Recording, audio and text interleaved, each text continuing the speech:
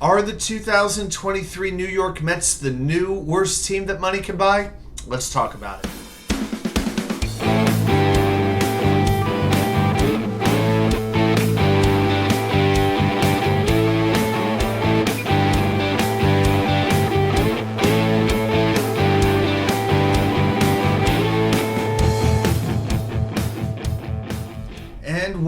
Well, welcome back to New York Sports WickerMedia. I'm WatchUK99.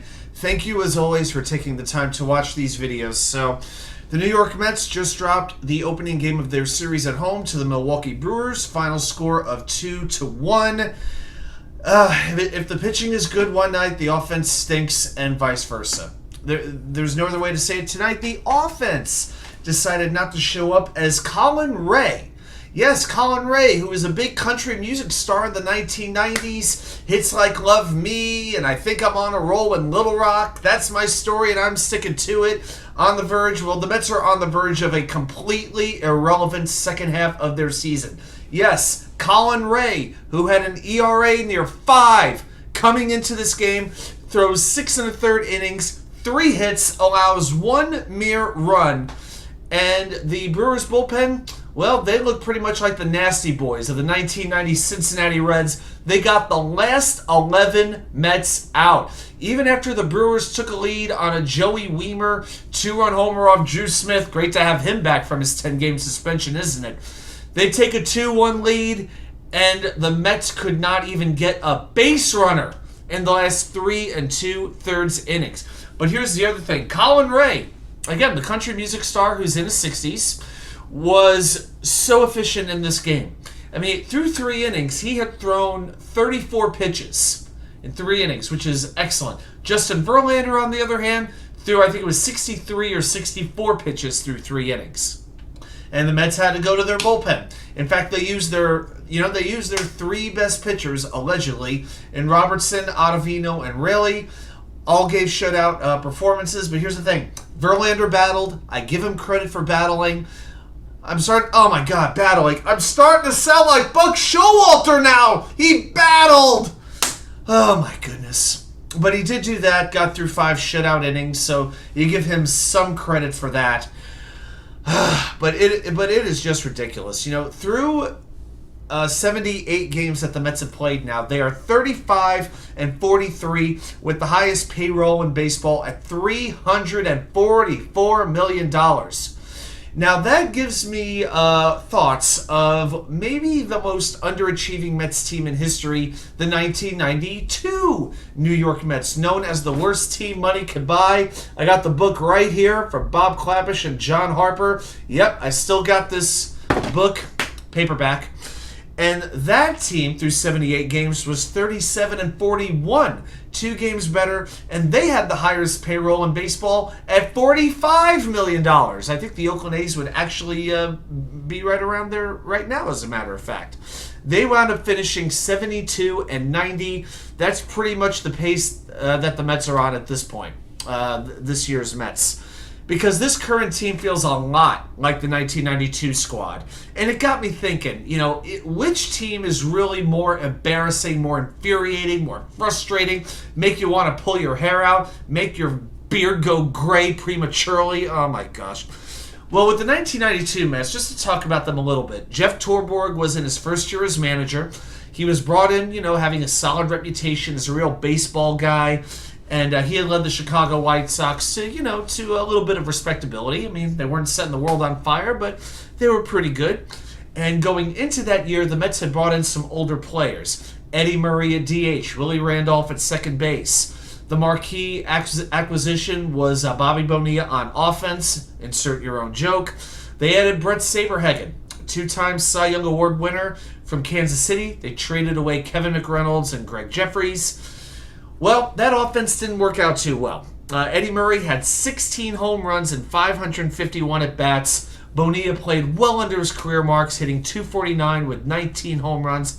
Even Howard Johnson, recent Mets Hall of Famer. Hojo, we all love him, but he had this reputation where he seemed to perform really well in odd-numbered years, but underachieve in even-numbered years, and that proved to be the case. He batted only .223 with 7 home runs in 100 games. Now with the starting pitching, Saberhagen was brought in. You still had David Cohn and you had Dwight Gooden. They let Frank Viola walk after the 1991 season, and they let Pete raise your hand if you're Shurik, and Sid Fernandez round out the starting five. Didn't work out so well. Coney, great pitcher, was traded in August. Gooden went 10-13. Saberhagen only pitched 15 games. He finished 3-5. And then you had John Franco missing time due to injuries. Yeah, the closer was off injured. Does any of this sound familiar? Manager with a good reputation, underachieving sluggers, injured bullpen, disappointing starting rotation led by veterans. But I will say this. There is one thing that the 1992 team had on this current 2023 team, and why I feel the 2023 Mets are not as embarrassing or as aggravating as the 92 team was. Now, granted, I was only 11 years old, but you got to remember, the 92 Mets were filled with off-the-field drama. You know, with the 2023 Mets, we haven't had the player who's been flown back to New York after suffering a concussion. We haven't had a dildo in the locker. We haven't had brawls with father-in-laws in the clubhouse. We haven't had a DUI or anybody get charged with a crime, anything like that. The 92 Mets, let's get into this a little bit, okay? In spring training, there was a rape allegation hung over three prominent players. I'll just say Dwight Gooden, Darryl Boston, and Vince Coleman. And the tension was so thick because there was a lot of controversy with this allegation. But it got so serious that the Mets were boycotting the media completely during the final days of March.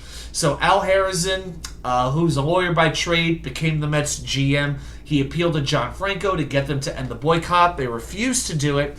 And the New York Times responded by not even talking about the Mets for 2 days in their newspaper. That got the commissioner involved, the players' union involved, all kinds of things. Like, everybody was screaming for both sides to kill the boycott. The players reluctantly backed off. And something that I think could have united them, I think it really took a lot out of them. I think it just got them very disinterested and really disgusted with playing baseball. Torborg had to take control of the clubhouse at that point and get them focused on baseball and the task at hand, and he completely failed to do it. And some of his ideas, they had no use at all. He wanted to have daily work meetings. He banned alcohol from the team plane, from the team charter.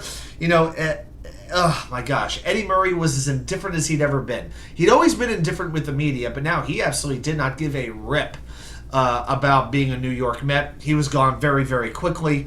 And this, Jeff Torborg was brought in after the Mets let go of Davey Johnson to, get back to business, back to basics. We're going to focus on baseball. We're going to be tough. We're going to be focused. People are going to be proud of us. The adults are in the room, I remember, it sounds like Mike McCagnon and Todd Bowles being brought in after Rex and Tannenbaum with the New York Jets.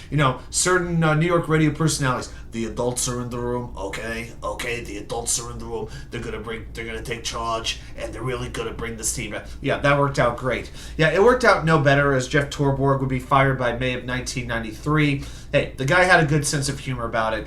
But really, the Mets have been frustrating as hell in every way that you can be frustrating. The offense, the pitching, the defense, even the injuries to an extent. But you know what?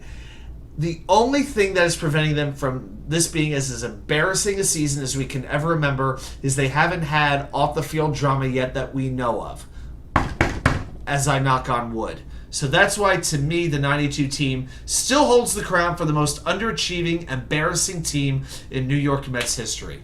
Well, those are my thoughts, but I want to see yours. Put them down there in the comments. Let's keep the recency bias out of it, because it's very, very easy to do that. But taking a step back, looking objectively, do you believe the 2023 Mets are the most underachieving, embarrassing team that the New York Mets have ever put out? I do want to see your opinions. Thanks everybody for watching. I'll see you right back here with more content from you know where. The Wicker Chair.